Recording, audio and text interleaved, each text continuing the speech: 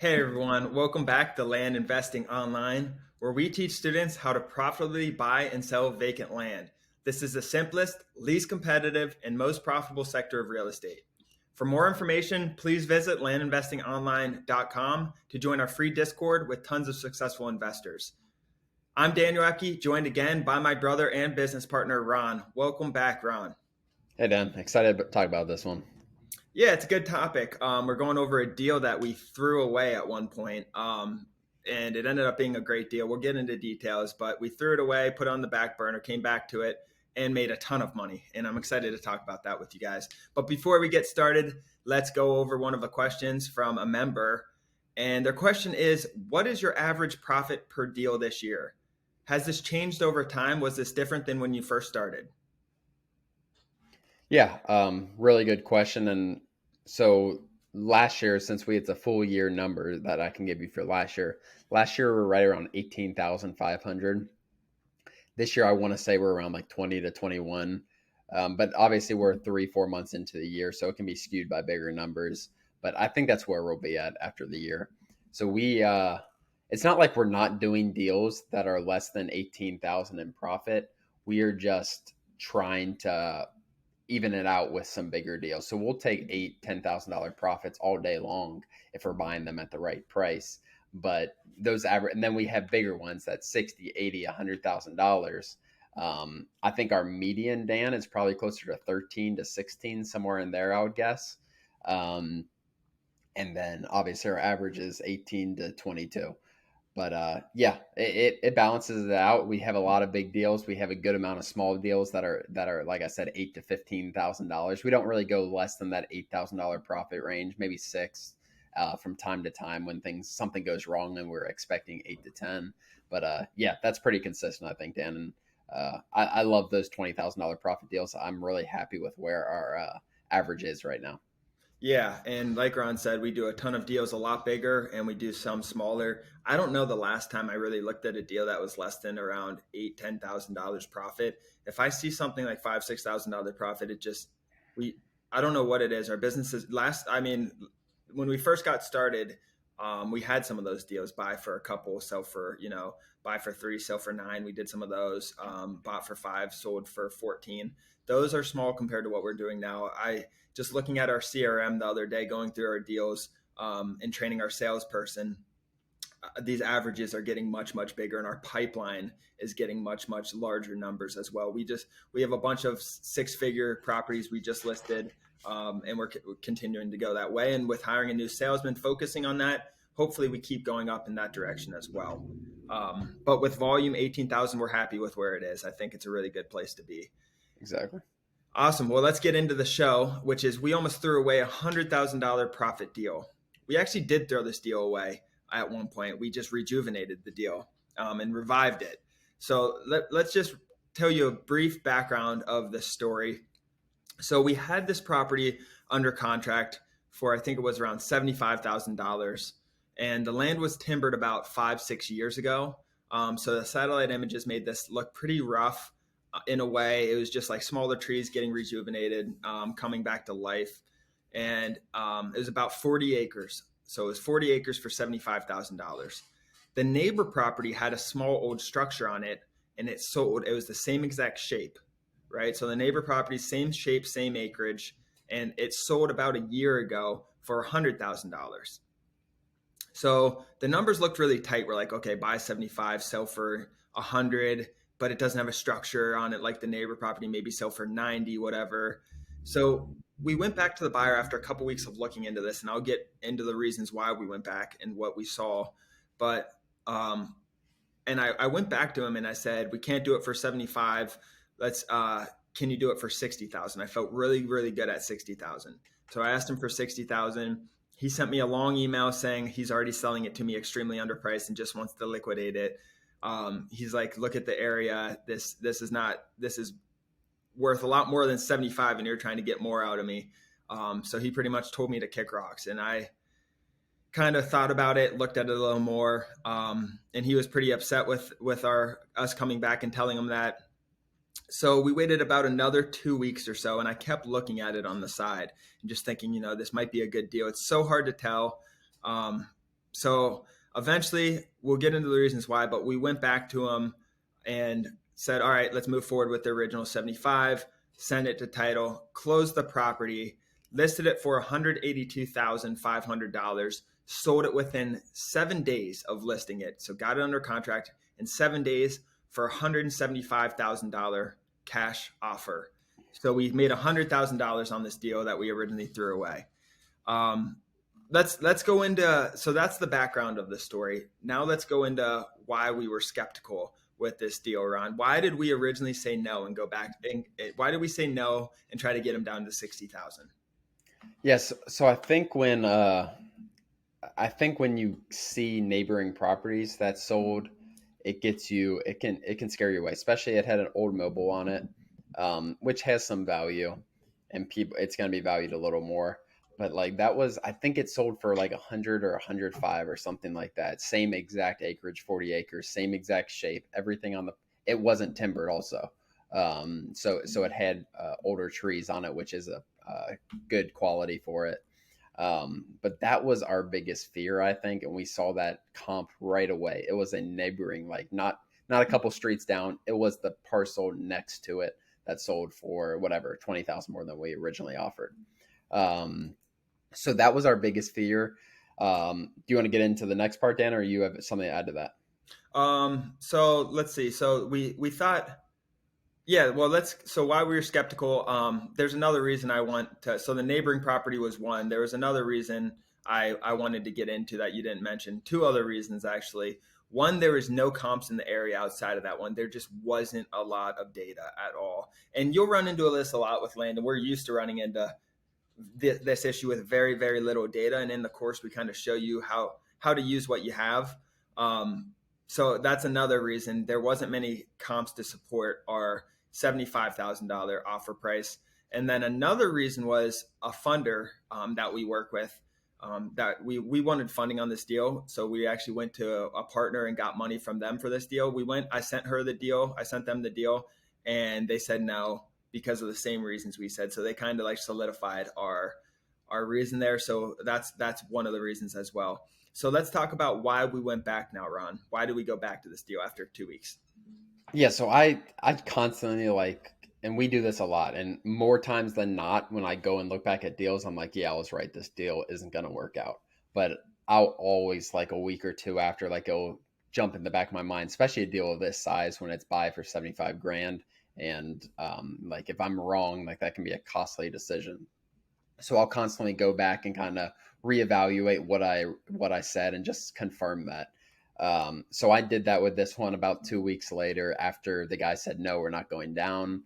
We kind of put it on the back burner. We didn't cancel it out of our system or something just because of the size of the deal. And, but we did have a confirmation from us and a partner that is very knowledgeable that we both kind of agreed the same thing. Like Daniel said, there weren't comps, but there were not sold comps. So there was a lot, not a lot for sale, but there was stuff for sale. That, like I said, that sold comp was from 2020, just after COVID or during COVID. So things were not as expensive then. Then I started to look at for sale, and I saw 40 acres for sale for two. I saw one for 240. I saw one for 210. I saw one for 190. I saw 30 acres for 210. And it was like, and these weren't just like posted up for a ridiculous number. Like these were posted to sell, and it was very consistent. When I see nothing on the market of my acreage that cheap, or like where I can sell it, like we were talking about selling for $100,000, and I can't find anything 40 acres under $200,000. Like that made me start to feel really good. I would look at the neighboring counties too, and if someone wants that acreage, they're going to have to pay $150,000 plus dollars in my mind. So that was doubling my money. Um, Going from there, like which we should have done originally, Dan, is we called a realtor. I made 5 to 10 calls. I didn't have a realtor in that area. And I remember the day I called him, and he knew that area really well. It was the southern portion of a county. He had one of those 40 acres for 240. And he told me like that 240 is overpriced. Let me go take a look. He drove down the same day to go look at my parcel, and he called me back. He's like, yeah, we should post this up for about 4,500 an acre. So then Go ahead, Dan. You can add something to that before I go on. Yeah, I didn't know this part of the story with the realtor. So it's interesting hearing that story for me. This is new news for me as well. But all I thought was, in my mind, not knowing that from the realtor, I was just thinking from looking at the data, worst case scenario, we sell for a buck and a quarter. So 125 or so, I thought was absolutely worst case. So a lot of times when I look at these things and I'm analyzing properties, I'll look at worst case scenario. And I don't want worst case scenario to be losing if I buy for 75 and sell for 55. I don't want that to be worst case. I want worst case to be if I buy for 75, sell for 100, 110, 105. That's worst case.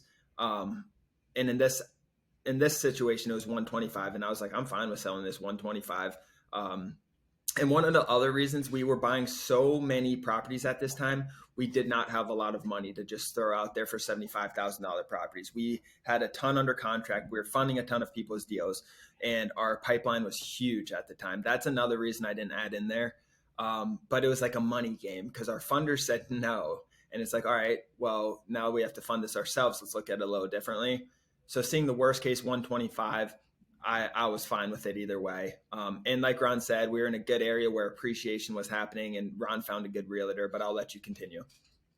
Yeah, so that realtor went out there, and going back on, I think we've talked about realtors in past podcasts. Like, I knew right when that guy said, I'll drive out there today, I knew that this was the realtor for us. So yeah, I think he said 4,600 an acre, which put us right at like 182, 182.5 or something like that, which is what we originally posted it for. But yeah, going from there, like once he said that, like I knew in my head, like we need to buy this. And it gives you like a hole in your stomach when this happens, because you're like, crap, we just tried to get this seller down. And hopefully he's still here. So we sent this thing to title extremely fast. We contacted the seller. We're like, we'll get you every dime in that original offer. Sorry for the delays. We can close it in 2 weeks. And we pushed this thing through extremely fast.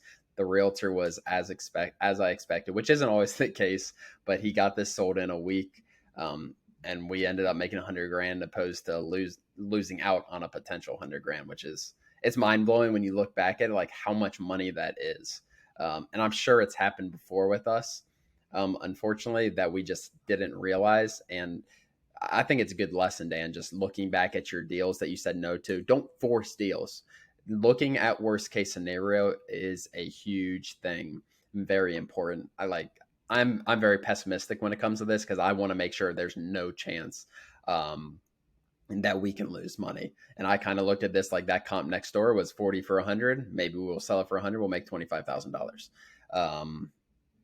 And that's how I looked at it. But once I looked at those for sale comps, Dan, like I knew this thing was going to sell for, I knew it was going to sell for at least 140 to 150. Yeah, and it's crazy how we didn't necessarily see that at first as well. And just going back and jumping around a little bit, going back the next 2 weeks. That's a really good point, Ron. Go back and look at some of the deals you said no to. And that brings me to this. At first, you look at every deal like it's your only deal, right? Because it might be your only deal. We used to spend hours and hours on one deal, literally just looking at them.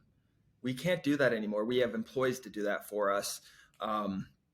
It's just when you're doing this kind of volume and you have these kind of deals coming in constantly, it's hard to be as thorough with it. And you can train employees to do it, but it's never really, it's your money. It's Ron and I's money. It's never going to be as thorough as ours because it's us going out. So if they can do about 80% of what we can do, I'm okay with that. Typically that's like my rule of thumb. So this stuff happens. And you just got to kind of create processes to try when you scale to try to minimize this from happening. I am sure it has happened. There's deals that we're looking to buy right now that are question marks, and I think we're going to be able to make money on them, but we might say no because of a few other reasons. I just think I can think of many examples that we've had. We've done an assignment on one where I think we bought for 7, we sold for 20. We said no to that one at first. We didn't buy it because we thought the numbers were tight and the slope was great. So it does happen. You just got to find ways to minimize it. And it kills me to think we're losing deals like that, but it's a part of the business. You can't be perfect. On a side note, Ron one time said no to a property, gorgeous property. We bought for 27,000 and sold for, I think 70,000 in literally like a couple days. It was a hot area, hot property. We didn't know. And it was a different shape. It was a flag shaped property with a long drive, but it was gorgeous.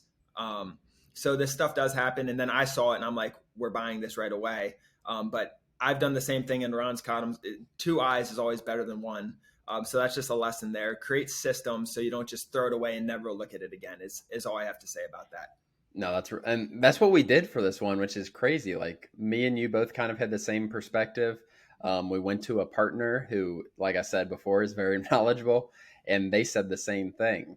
So it's like we went through our process, and then the only thing that kept us from this 100,000 is Daniel and I's like 2-week process. Like, let's look, especially deals this size. I'm really like, don't force deals this size.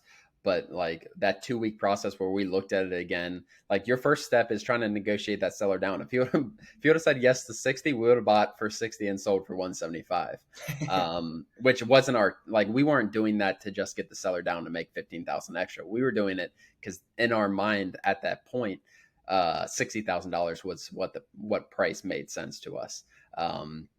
But yeah, it's crazy. It really is crazy looking back. It's crazy all the money in this and how much money you can make. And the thought, I know we've said no to deals, and some sellers aren't going to stay through that whole thing. They're like, no, you already tried to talk me down. I'm not playing this game.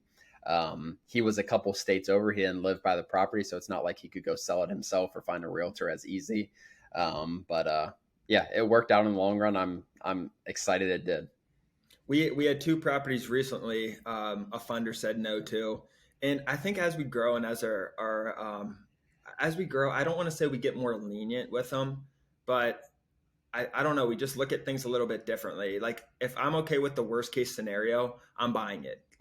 Typically, like if the worst case scenario is making a good amount of money and the best case scenario is really, really good, I'm buying it because I just look at things from a worst case scenario now for the most part. But our processes have changed. It seems like we're less picky almost with deals. As long as they're good land, we allow a little bit tighter numbers these days. It seems like just because we have the capital and have the processes and employees, we don't want to say no to, even if it's buying for 70 and selling for 120, we don't want to say no to that anymore, which at first we might have just because the margins are a little tighter. Yeah. Other than that, that's all I have to say. Any other last remarks, Ron?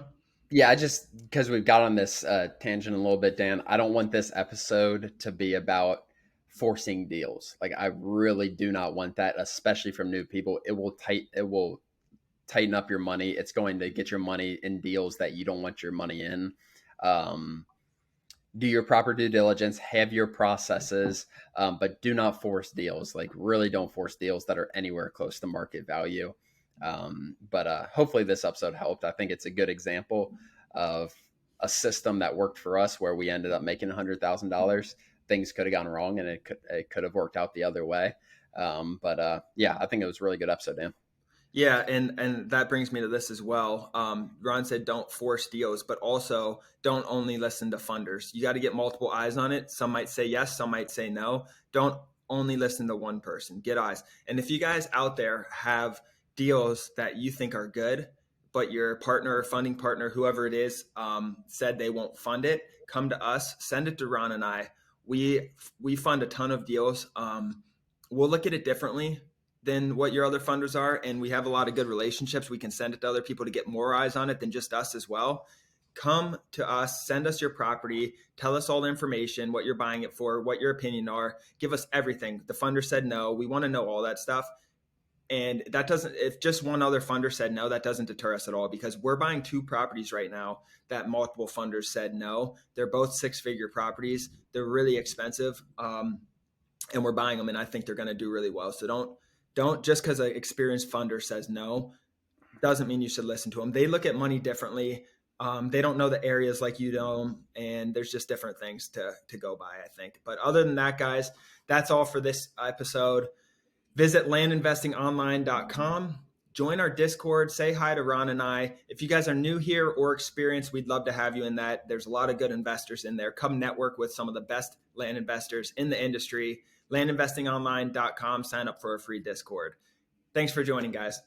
Thanks, guys.